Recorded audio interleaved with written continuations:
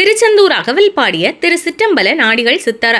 திருச்செந்தூர் முருகன் மீது அளவில்லாத பக்தி கொண்டவராக திரு சிற்றம்பல நாடிகள் சித்தர் என்ற சித்தர் இருந்தார். இவர் 14ஆம் நூற்றாண்டில் வாழ்ந்தவர்.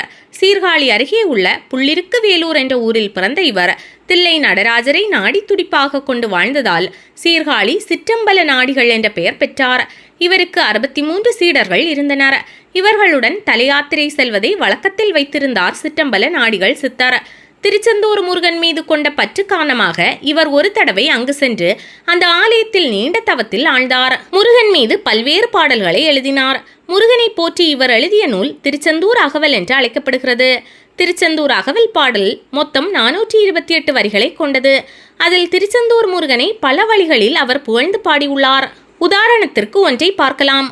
ஓமெனும் தாரக ஒன்பொருள் சிவனுக்கு ஆமென மொழிந்தே அருள்குரு ஆனோன் பொற்புறு பொதிய வெண்புறு முனிக்கு நற்பொருள் விளக்கும் ஞானதேசிகன் பொய்வழி சமணப்புலை இருள் நீக்கி செல்வம் வளர்க்கும் சம்பந்தமூர்த்தி முருகன் குமரன் மூவிருமுகன் மால்மருகன் சிவன் அருள் மைந்தன் கந்தன் மலைமகள் பாலன் வயங்கிளர் வேலன் கலைப்பயில் புலவன் கார்த்திகேயன் வளை ஒரு மறுப்பு வாரண முகவர்க்கு இளையவன் குகன் மயிலேறும் பெருமாள் சூரசங்காரன் சுப்பிரமணியன் வீரருள் வீரன் விரைக்கமல் கடம்பன் சேந்தன் வள்ளி தெய்வானை காந்தன் செவ்வேல் காங்கேயன் சிலம்பன் ஆயிர நாமத்து ஐயன் துய்யன் சேய் அருள் கோமான் சேவத்து வசன் வரங்கிளர் கருணை பரங்கிரி உறைவோன் மாவினம் விளங்கும் ஆவினன் குடியோன் நந்தூர் அலைவாய் செந்தூர் கடவுள் பாரகம் விளக்கும் ஏரகத்து அமர்வோன் மாலையன் இறைஞ்சும் சோலை மாமலையோன் குன்று தோராடல் நன்றற மகிழ்ந்தோன் குமரவேல் சரணம் குறித்து மாதவத்தீர் நிமல மெய்ஞானம் நீவிரும் பெறுவீர் கருத்துரை. ஓமென்ற பிரணவப் பொருளை சிவபெருமானுக்கு உபதேசம் செய்து குருமூர்த்தி ஆனவன். பொதிகை மலையிலே உள்ள அகத்திய முனிவருக்கு உபதேசம் செய்த ஞானதேசிகன். பொய் வழியாகிய சமணவழி என்னும் இருளை போக்கி சைவம் வளர்த்த சம்பந்தமூர்த்தியாகிய ஞான சூரியன். முருகன் குமரன் ஆறுமுகத்தோன் திருமால் மருகன் சிவபெருமானின் மைந்தன் கந்தன் பார்வதியின் பாலன் ஒளி பொருந்திய வேலாயுதம் ஏந்தியவன் பல்கலை பண்டிதன் கார்த்திகேயன் குகன் மயிலேறும் பெருமாள் சூரனை சம்ஹாரம் செய்தவன் சுப்பிரமணியன் வீரருள் வீரன் மனம் வீசும் கடம்ப மாலை அணிந்தவன் சேந்தன் வள்ளி தெய்வானை மணாளன் செய்வேல் காங்கேயன் சிலம்பன் 1000 பேர் கொண்ட ஐயன் தூயவன் சேயன்பர்க்கு அருளும் அரசு சேவல் கொடியோன் திரு பரங்கிரியிலேயே எழுந்தருளியிருப்பவன் திருவாவினன்குடி என்னும் பழனியில் வாழ்வோன் திருச்செந்தூரன் திருவோகம் என்னும் சுவாமி மலையில் இருப்பவன் திருமாலும் பிரம்மனும் துதிக்க பழமுதி சோலை என்னும் அழகர் மலையில் அமர்ந்திருப்பவன் குன்றுகள் தோறும் எழுந்தருளி திருவிளையாடல் புரிவோன். இத்தகைய குமரப்பெருமானை துதி செய்தால் நீங்களும் மாயை ஒழித்து மெய்ஞானம் அருள் பெறுவீர்கள். இப்படி திருச்செந்தூர் அகவலில் திரு சிற்றம்பல நாடிகள் சித்தர் பல இடங்களில் திருச்செந்தூர் முருகனை பாடியுள்ளார்.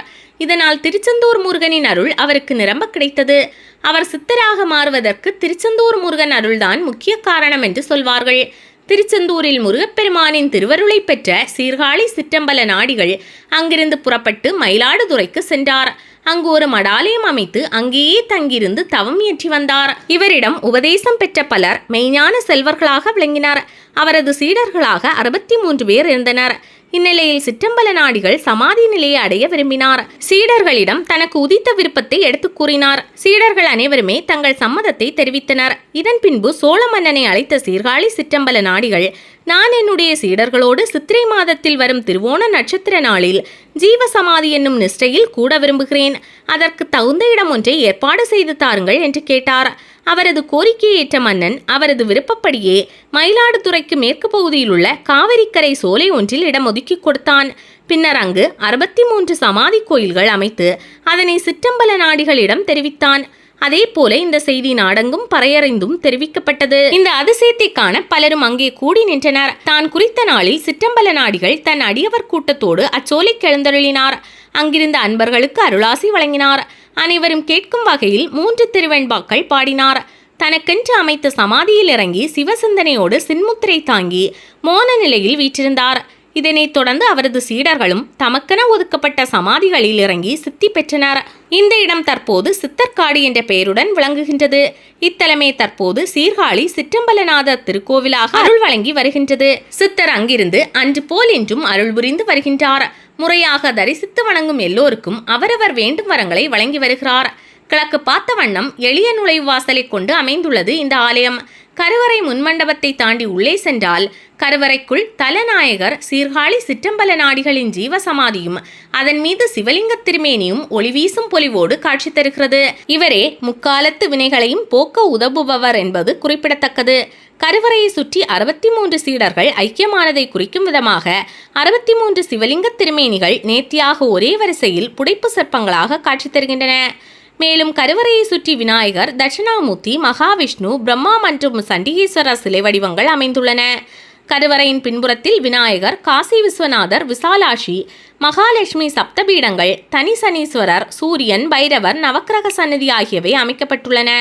அம்பாள் சிவயோக நாயகி என்ற பெயரில் தனி சன்னதியில் வீற்றிருந்து பக்தர்களுக்கு அருள்பாலித்து வருகிறார்.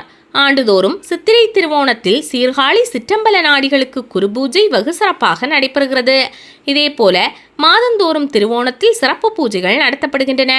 இது தவிர பௌர்ணமி, அமாவாசை, பிரதோஷம் உள்ளிட்ட அனைத்து விழாக்களும் இங்கு நடத்தப்படுகின்றன.